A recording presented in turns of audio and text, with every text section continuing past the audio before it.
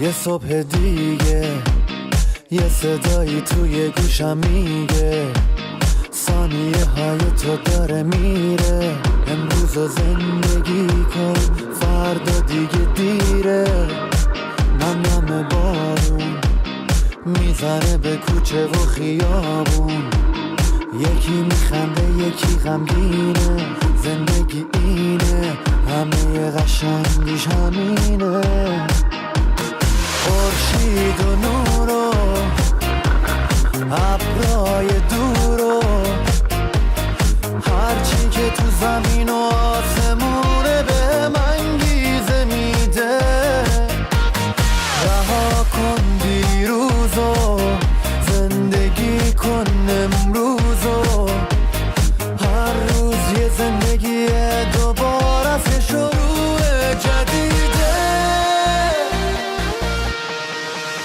دوست دارم زندگی رو، دوست دارم زندگی رو، خوب یا بد اگه آسون یا سخت ناامید نمیشم، چون دوست دارم زندگی رو،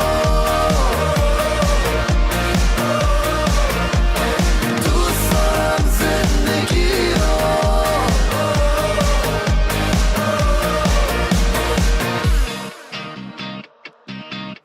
چشماتو وا کن، یه نگاه به خودتو دنیا کن، اگه یه هدف تو دلت باشه میتونه کل دنیا تو دستای تو جاشه.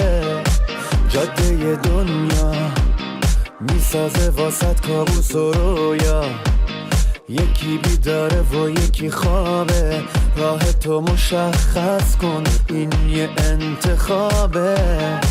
اگه ابرای سیاه دیدی، اگه از آینده ترسیدی، باشو و پرواز کن تو افقای پیش رو. اگه به سرنوشت میبازی تو بخوای فردا